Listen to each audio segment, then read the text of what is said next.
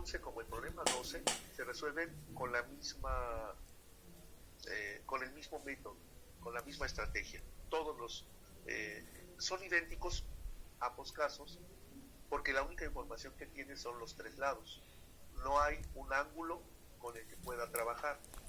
Y eso aparentemente es lo que a la mayoría de ustedes les está complicando resolver los problemas. Bueno, entonces, adelantando un poco, pues ya tracé sobre ese triángulo una altura. En realidad, para este triángulo, cualquiera de las tres alturas funciona, cualquiera. Pero vamos a hacerlo con esta, la altura del lado AC. Recuerda que dijimos la altura es una línea perpendicular a la base, o sea, forma 90 grados y pasa por el vértice opuesto. Entonces, digamos que mi primer paso para resolver esto, te lo voy a anotar aquí. Voy a calcular J. ¿Cuál es J? Bueno, espero que hayas tenido oportunidad de observar bien la figura. Lo único que sucede con esta altura es que divide al lado B minúscula, lo está dividiendo en dos más pequeños, en I y en J. A la altura, como ya te había yo platicado en el primer problema, le puse la letra H por ser la altura. Entonces se agregaron solamente tres elementos, H, I y J. Y lo que voy a hacer es calcular esos tres elementos nuevos. Entonces, para calcular J voy a usar el coseno de C. Para calcular I, voy a utilizar el resultado del paso 1 y se lo voy a restar al lado B, porque el lado B sabemos cuánto mide.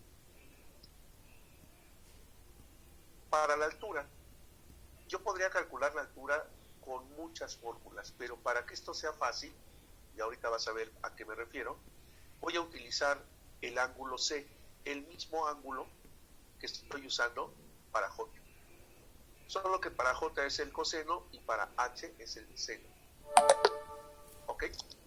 Entonces, bueno, una de las dificultades generalizadas es que cuando no vemos números, creemos que algo anda mal y ya no podemos trabajar. Se nos olvida que una de las virtudes del álgebra es que se puede trabajar solo con las literales. Si yo te pregunto cuánto es 3 más 8, tú me dices 11. Si te pregunto cuánto es A más B, como no puedes calcular el resultado, pues tú me dices A más B. La suma es A más B. Entonces tienes que recordar que puedes trabajar con literales. ¿Ok? Bueno, dicho esto, vamos a comenzar a trabajar. Por cierto, bueno, voy a aplicar el teorema de Pitágoras con la hipotenusa C y los dos catetos H e I. Bueno, entonces pues vamos a empezar. Para calcular J voy a aplicar la fórmula. No tengo idea si estás viendo bien la pantalla. Es que no conecté mi telefonito. Pero si no lo alcanzas a ver, por favor interrúmpeme y acomodo la pantalla. ¿Sí? Bueno, entonces, de acuerdo a mi plan de solución, voy a calcular J usando el coseno del ángulo C. Entonces, lo único que tengo que hacer, pues, es despejar J. Y tú me vas a decir, oiga, pero no sé cuánto vale el ángulo C. Y tienes toda la razón, yo tampoco lo sé. Entonces, como no tengo el valor, dejo la expresión escrita. La letra A sé que vale 26. El coseno de C, así lo dejo, coseno de C. Voy ahora al segundo paso, voy a calcular I. Me va a ocurrir algo semejante. Bueno, despejo la letra I, pero tampoco sé cuánto vale. Sé que la letra B vale 20, la sustituyo. La letra J debí haberla obtenido en el paso anterior, pero como no tenemos el valor del ángulo, pues no podemos usarlo. Entonces uso la expresión que obtuve. 26 coseno de C es lo que voy a escribir aquí abajo. 26 coseno de C. ¿Hasta ahí alguna duda? Espero que te quede claro. La diferencia entre este problema y los anteriores es que en los anteriores tienes los valores para ir sustituyendo y resolviendo. Aquí solo tienes la expresión. Entonces, usa la expresión. ¿De acuerdo? Bien. El siguiente paso en el plan de solución dice, paso número 3, calcula h usando el seno del ángulo. Entonces, pues es lo que voy a hacer. Calcular h usando seno de c. Debo de despejar h. Me queda de esta forma. Y una vez más, no tengo el valor del ángulo c. Así se queda la expresión. ¿Ok? Bien. La siguiente parte dice, hay que aplicar el teorema de Pitágoras. Espero que sea de buen tamaño la letra. Aplicar el teorema de Pitágoras en este triángulo, en el triángulo ADB. Entonces dice, c cuadrada, que es la hipotenusa, es igual a la suma de los cuadrados de los canteros. Voy a sustituir lo que pueda, porque no tengo todos los valores, tengo expresiones. Entonces, en cuanto a la letra C, sí tengo el valor, 23.58. Pero en cuanto a H no tengo todo el valor.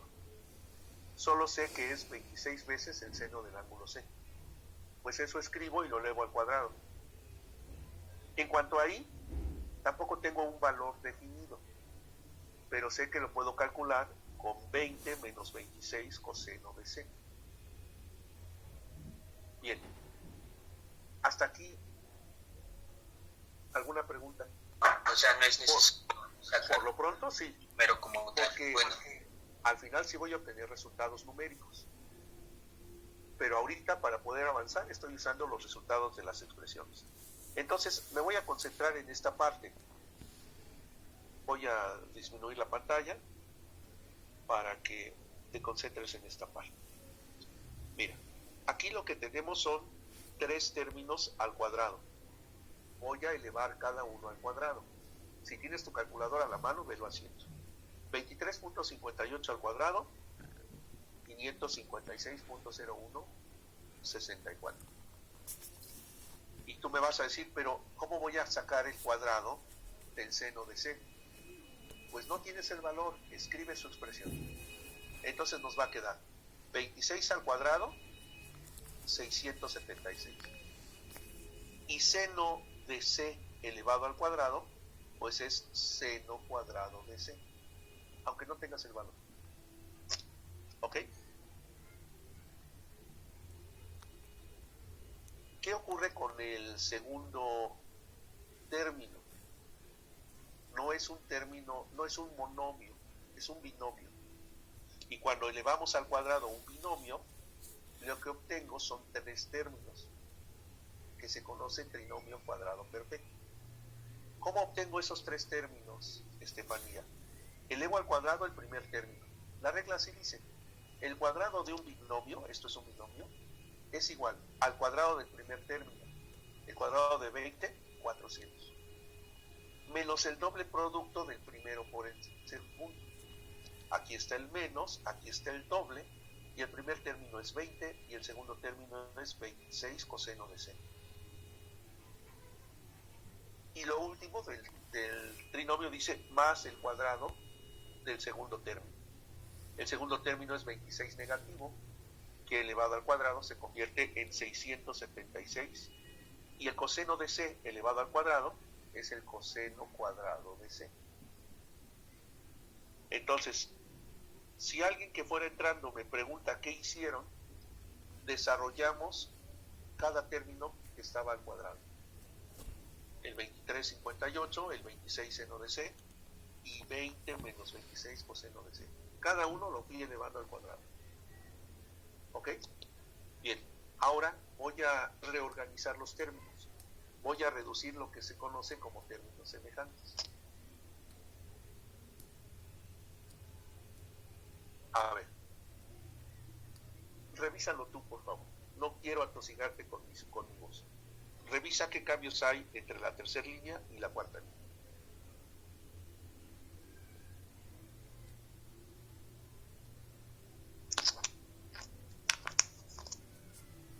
Factor común. En el 556 no puedo hacer nada. Así se queda. pero en el 676 observo que está repetido con el 676 del final. Eso se conoce como factor común. Entonces voy a factorizar y escribo 676 una vez y adentro del paréntesis pongo el factor que corresponde. Por ejemplo, aquí está multiplicado por seno cuadrado de c, así lo escribo. Y al final está multiplicado por el coseno cuadrado de c, así lo escribo, adentro del paréntesis. ¿Qué pasa con el 400? Pues ahorita no le puedo hacer nada, solo lo copié el 400. Y acá el 220 por 26 por coseno de c, lo copié. Sí podía multiplicar, pero no quise complicarte entender este paso, porque es lo que resuelve el problema. Factorizar ese 676 por el seno cuadrado de c más el coseno cuadrado de c. Eso es lo que lo va a resolver y ahorita vamos a ver. Resulta que sin importar la medida del ángulo, sea el ángulo que sea, si tú elevas el cuadrado del seno y lo sumas con el cuadrado del coseno, el resultado siempre va a ser 1. Siempre. No importa si es 0, 90, 23.5, no importa. El seno cuadrado de un ángulo más el coseno cuadrado de ese mismo ángulo siempre es 1. Ve lo que va a ocurrir. 1 Entonces, por 676 se queda 676. Mal de Tabata. entonces, por ejemplo, ya no se van a sumar 676, ya nada más va a quedar 1. Así es, porque es un factor común. Lo que iba yo a sumar era el seno cuadrado de c con el coseno cuadrado de c. Pero sin importar el valor de c, esa suma siempre va a dar 1. Lo vamos a ver con calma la próxima clase. Pero por lo pronto, esta cosa se llama identidad pitagórica. Seno cuadrado de un ángulo más coseno cuadrado del mismo ángulo siempre es 1. Se llama identidad pitagórica. ¿Ok? Bueno, entonces voy a seguir con las operaciones. 2 por 20 por 26 me da 1040. Ahora este 676 y este 400 ya lo puedo sumar. Me queda 1076. Lo puedo pasar restando. 556 menos 1076.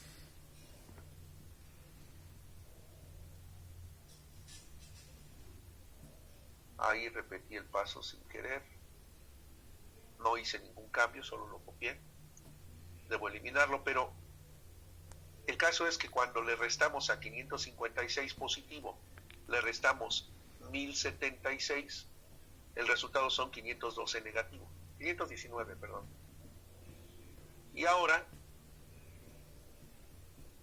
este 1040 negativo lo paso dividiendo. Si puedes observar hacia dónde vamos, ¿qué es lo que vamos a encontrar al resolver esta ecuación? Sí, el coseno, el ángulo. Coseno del ángulo. Que eventualmente ese coseno se va a convertir en un ángulo con el arco coseno. Y el resultado, 60 grados.